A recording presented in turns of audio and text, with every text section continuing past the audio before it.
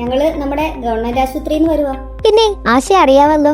തൊലിപ്പുറത്ത് എന്തേലും പാടുകളോ തടിപ്പുകളോ ഒക്കെ ഉണ്ടോ എന്ന് നോക്കാനായിട്ട് വന്നതാ. 2 വയസ്സ് തൊട്ടുള്ള എല്ലാരെയും പരിശോധിക്കണം. ആട്ടെ, ഏത് രോഗവുമായിട്ട് ബന്ധപ്പെട്ട പരിശോധനയ്ക്കാണ് നിങ്ങളുടെ വീടാന്തരം കയറുന്നത്? കുഷ്ഠരോഗ നിർണയത്തിനുള്ള പരിശോധനയാണ് നടക്കുന്നത്. സംശയമുള്ള പാടുകളോ തടിപ്പുകളോ ശ്രദ്ധയിൽപ്പെട്ടാൽ നമ്മൾ തീർച്ചയായിട്ടും പരിശോധിച്ച് കുഷ്ഠരോഗം അല്ല എന്ന് ഉറപ്പിക്കേണ്ടതുണ്ട്. പുതിയ കുഷ്ഠരോഗ കേസുകൾ നമ്മുടെ ജില്ലയിൽ കിട്ടുന്നുമുണ്ട്. അപ്പോൾ തീർച്ചയായിട്ടും നമ്മൾ എല്ലാവരും നന്നായി ദേഹം പരിശോധിക്കേണ്ടത് തന്നെയാണ്. കുഷ്ഠരോഗോ? അതൊക്കെ ഇപ്പോഴും ഉണ്ടോ?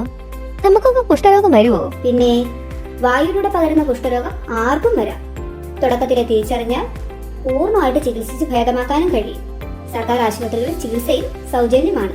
ജനുവരി 7 മുതൽ 20 വരെ നമ്മുടെ ജില്ലയിലെ എല്ലാ വീടുകളിലും ഞങ്ങളെ പോലുള്ളവർ എത്തി പരിശോധന നടത്തും. നിങ്ങൾ എല്ലാവരും സഹകരിച്ച് ഈ പരിപാടി വിജയിപ്പിക്കേണ്ടതുണ്ട്. അപ്പോ ചേട്ടന്റെ ദേഹം ഇദ്ദേഹം പരിശോധിക്കുമായിരിക്കും അല്ലേ? അതെ, ചേട്ടന് ഞാനാ പരിശോധിക്കുന്നത്. മോനിപ്പോ ഇവിടെ ഇല്ലേ? അങ്ങനെയെങ്കിൽ ഞാൻ നാളെ വരാം. മോനിപ്പോൾ ഇവിടെ ഇല്ല. നാളെ കാണുമോന്നും സംശയവാ.